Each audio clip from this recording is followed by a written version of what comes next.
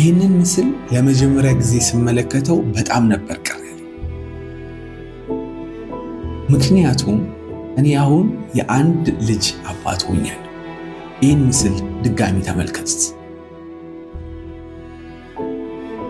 አባትና ልጅ ወደ የሆነ መንገድ እየሄዱ ነው።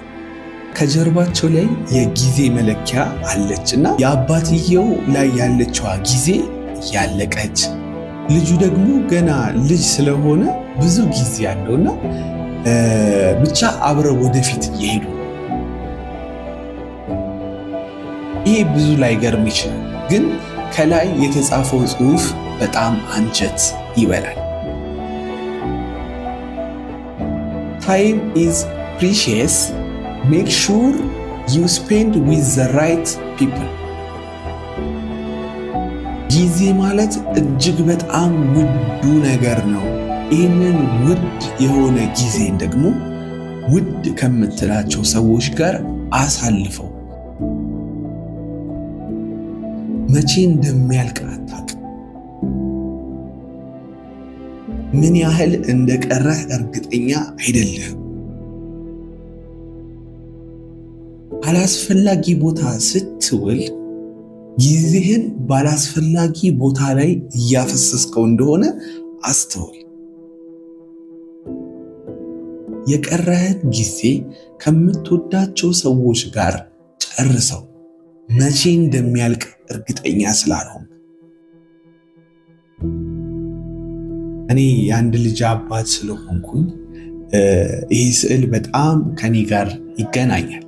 ምክንያቱም እኔ 30 ዓመት ኖሬያለሁ፣ እሷ ደግሞ 30 ቀን ነው የኖረችው። ከዚህ በኋላ ስንት እንደቀረኝ እርግጠኛ አይደለሁም። እኔ የሚቀረኝን እያንዳንዱን ጊዜ ከምወደው ሰው ጋር ሳሳልፍ ጊዜ ቢያልቅ እንኳን አይቆጭም። አንዳንድ ሰው ሐዘን በጣም ይጠነክርበታል። ለምንድን ነው ሐዘኑ የሚጠነክርበት? የሞተበት ሰው ከሱ ጋር በጣም ብዙ ጊዜ አላሳለፈም። ወይ ስራ ላይ ነው፣ ወይ ቲክቶክ ላይ ነው፣ ወይ ሶሻል ሚዲያ ላይ ነው።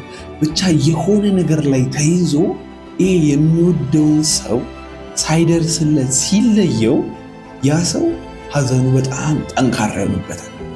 ግን ከምንወዳቸው ሰዎች ጋር እስከ መጨረሻዋ ጊዜ መልካም ጊዜያቶችን በጋራ ካሳለፍን መጨረሻ ላይ መሞት እኮ የማይቀር።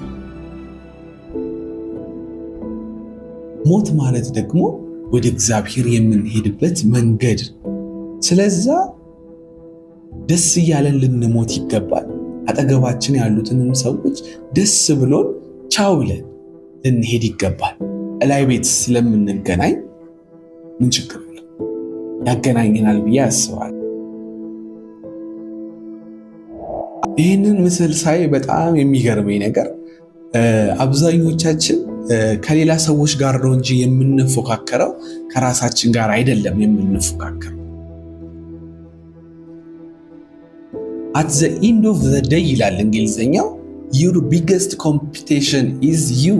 ከሌላ ሰዎች ጋር የምንወዳደር ከሆነ ሁለት እንቅፋቶች ያጋጥሙናል። አንደኛ ሰዎቹ ከቀደሙን እናዝናለን፣ እንበሳጫለን፣ ደስተኛ እንሆን።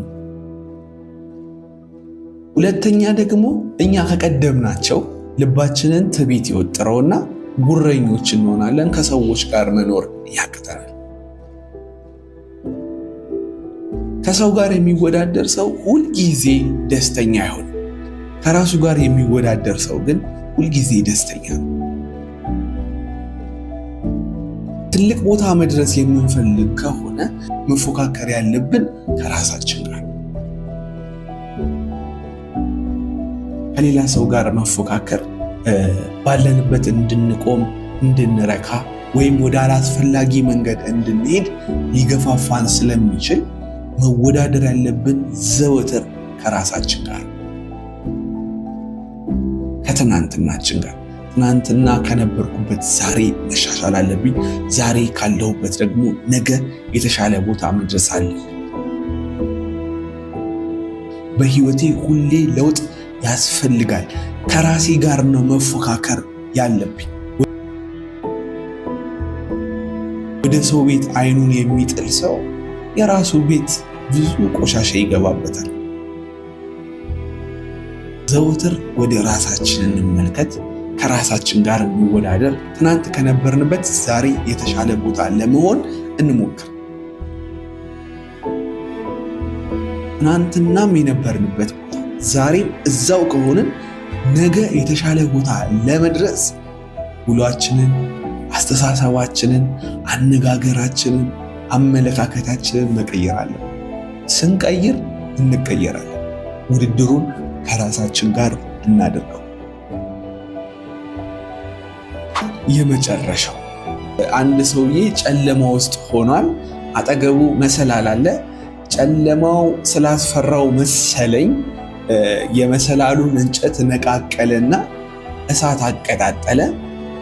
ስለበረደው ደግሞ እሳቱ ጋር መጥቶ ቁጭ አለ።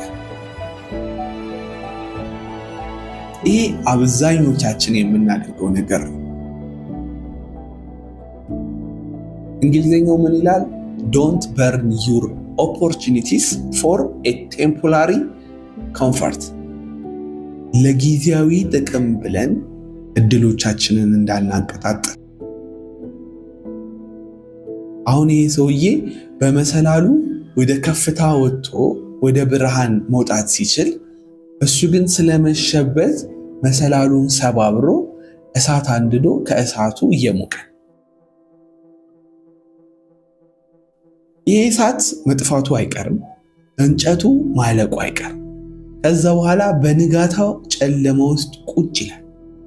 አሁን ይህ ሰውዬ እያሰበ ያለው ዛሬ ማታን እንዴት አድርጌ ብርሃን ላገኝ ነው እንጂ ነገ ይሄ እንጨት እንደሚያልቅ አላሰበም። አብዛኞቻችን አሁን እጃችን ላይ ያለውን ነገር በአግባቡ ካልተጠቀምንበት ተቃጥሎ ነዶ ይከስማል። ከከሰመ በኋላ ቁጭ ብሎ ማማረር ምንም አያመጣም። አሁን ይህ ሰውዬ ዛሬ መሰላሉን ፈልጦ እሳት አንድዶ ቁጭ ብሎ እየሞቀ፣ ነገ ግን እንጨት የለው፣ ነገ ተመልሶ መጨለሙ አይቀርም።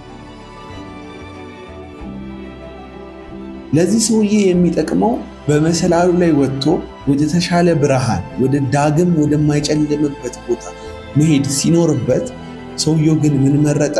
እንጨቱን ሰባብሮ እሳት ማንደድና ከእሳቱ መሞቅ። አሁን ወጣትነት ልክ እንደዚህ መሰላል ነው። አንድ ሰው ቁጭ ብሎ እየቃመ ነው ማለት ወጣትነቱን ቁጭ ብሎ እየሞቀበት ነው ማለት ነው። ነገ ከነገ ወዲያ ይሄ እጅግ ውድ የሆነ ጊዜ ሲያልፍ ወደ ላይ መውጣት ስንፈልግ እንጨቱን ሰባብረን ስላቃጠልነው ስላበላሸነው ጨለማው ይጠነክርብናል፣ ለመውጣት እንቸገራለን። መሰላሉ ባለበት ሰዓት ላይ መሰላሉን በአግባቡ ተጠቅመን ወደ ላይ መውጣት አለብን። እናንተም ደግሞ ቪዲዮን እስከዚህ ሰዓት ድረስ ካያችሁት ላይክ ብታደርጉት ደስ ይለኛል። ኮሜንትም ጻፉልን። እንዲህ መንፈሳዊ የሆኑ ምስሎችን እያመጣን መንፈሳዊ የሆኑ ቪዲዮችንም ወደፊት እያመጣን በስፋት እንወያይባቸዋለን። ኢትዮጵያ ትፈልጋችኋለች። ምንም የሚቃጠል ነገር የለም። ያለንን በአግባቡ በሰፊው እንጠቀም።